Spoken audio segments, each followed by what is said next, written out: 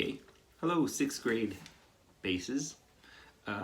Attached to this assignment you will see page 2 of book 2, and up at the top it will say the C major scale, and we're looking at number 1, and you'll notice it says pizzicato, indicates to us plucking. Sorry, that's my oven going off. It indicates for us to pluck. Okay. Again, I've got my electric bass here. I don't have a classical bass here at home right now, unfortunately. I have toy kitchens instead. So I'm going to play through it how it's written in your book, and there's things that I don't like about it, and I'm going to go over those after. But I am going to play just how it's written in your book, and I want you to be able to follow my fingering patterns as best that you can. I'm going to try to replicate the upright bass fingering patterns as best I can as well for you. Okay, so everything that we know so far, we've been in first position. So you can think about my fret marker as where we have your line for your first tape. Okay, so it starts on C, which is our second finger note, and if you're forgetting about your second finger C natural and your second finger F naturals, you can go back to your book 1, and I think it's on, like, I want to say page like 15, 16, something like that, maybe 18, but you'll find it, and it will say now we lower a tone or something. So again, I'm going to play through it like it's written in your book, and then I'm going to talk about a better way to do that, or more efficient way to play. The thing about the C major scale is that every note is natural, so that means no sharps, no flats. Okay, so I'm going to start here. I'm going to get myself in my first position with my second finger. Okay, so here we go. We have C, D, E, F natural, G, then we drop down, A, B, C, and then we come back down.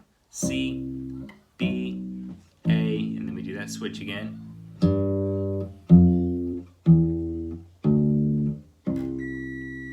Okay, so what I don't like are those little shifts. I think that this is a great opportunity for the book to teach you your first shift and how to move through the scale. Okay, so I'm going to show you how to do that. So I'm going to play that again, and I'm going to go C, D, E, F, G, A, we know. Our next note is B, okay? But I run out of fingers when I need to get to C. So I'm going to play my A. I'm going to slide up with second finger, B, C, and that will be our fourth finger. And I'll try to make, I'll notate this for you, and I'll attach it to your Google Classroom document as well. So I'm going to do that again.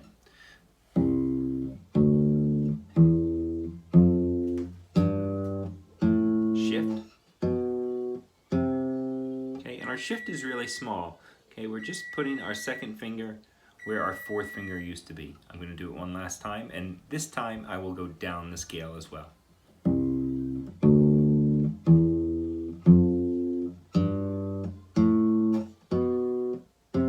come down.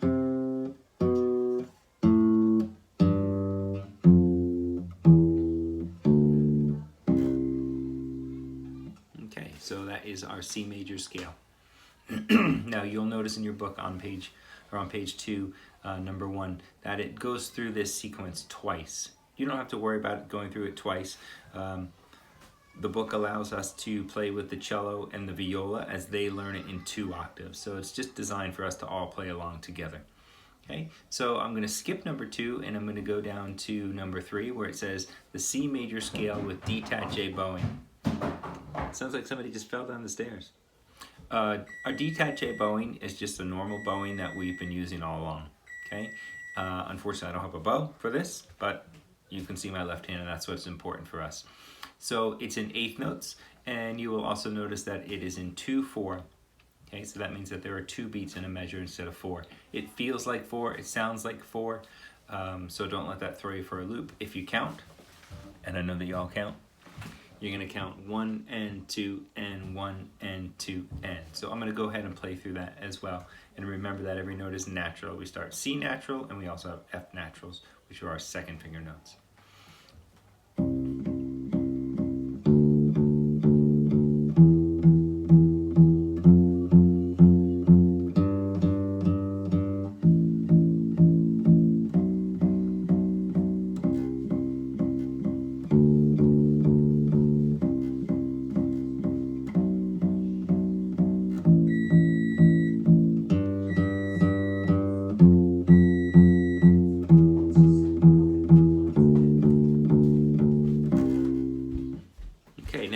also going to play that in the different way that I showed you how to do the first scale, okay, with the shift involved in there, okay?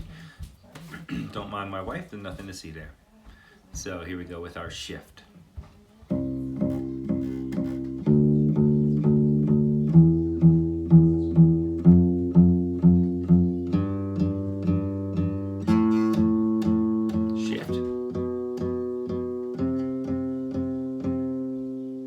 So we can do that same way as well. Okay, now number 4, you're going to see Scotland's Burning. Scotland's Burning is kind of fun. We can play it in a round. So if you wanted to play it with me, you could do that. And you'll notice on the page there that says over each little spot it goes 1, 2, 3, and 4. So if you were to play along with me and you wanted to play it in a round, you would start, I would start at the beginning, and then you would start at where it says 2, but you would start from the beginning. I think you'll see how that works in a minute. Okay, so I'm going to go ahead and I'm going to play that through, and you will also notice that there is a repeat on the end. I am going to take the repeat. Okay, so we start with G, which is 2 fingers on our E string, and then we have C. This is all natural, again, to kind of coincide with our C major scale, which is all natural.